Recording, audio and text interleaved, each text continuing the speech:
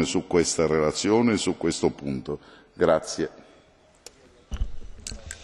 Mange tak, herr formand.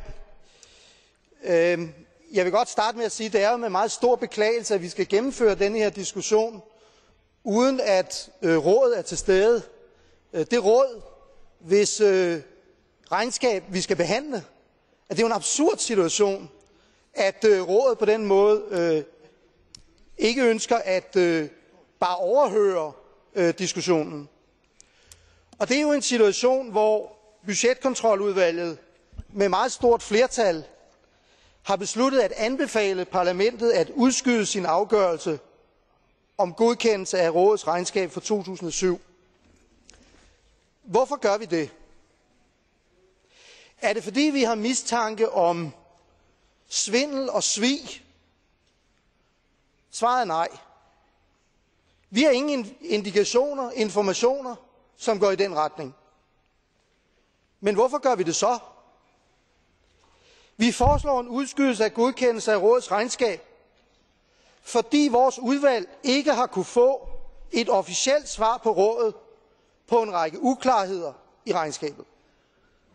Måske så skyldes disse uklarheder i virkeligheden misforståelser. Men rådet har afvist at rydde disse misforståelser af vejen. Det kunne man jo have gjort ved at svare på vores spørgsmål.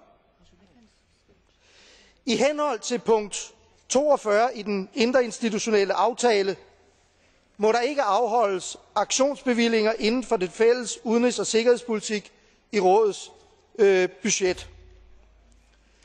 Vi som repræsentanter for de europæiske skatteydere er blevet tildelt den opgave at sikre, at denne aftale overholdes. Men det kræver naturligvis, at vi ikke alene har mulighed for at stille spørgsmål til rådets regnskab, men også, at vi har mulighed for at få svar på disse spørgsmål. Som bilag til betænkningen har vi oplistet en række spørgsmål. Nogle af dem er i virkeligheden meget enkle og burde let kunne besvares. For eksempel, hvor mange konti uden for budgettet havde rådet i 2007? Hvor store beløb omfattede de? Og hvad blev de brugt til? For eksempel en forklaring på, hvordan rådets egen interne revisor kunne komme til den konklusion, at kontrollen med verifikation af fakturerne ikke var tilfredsstillende.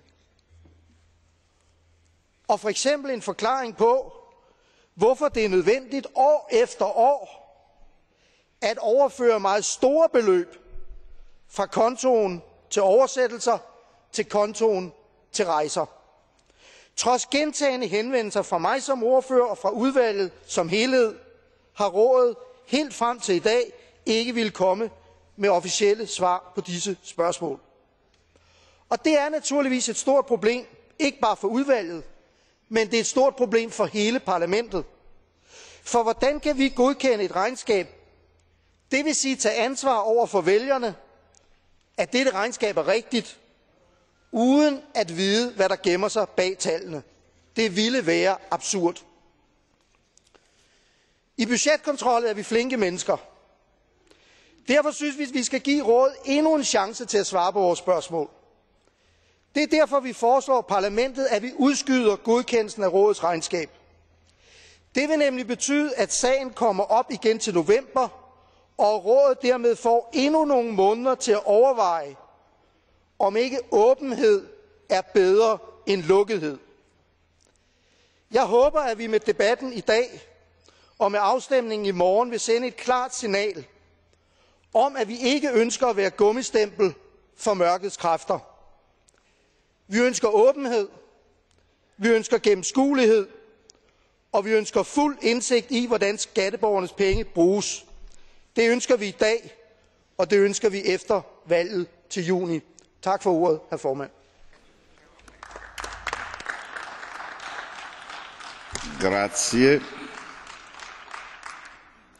La parola per il gruppo del Partito Popolare a signor Pomes Ruiz. Per 2 minuti.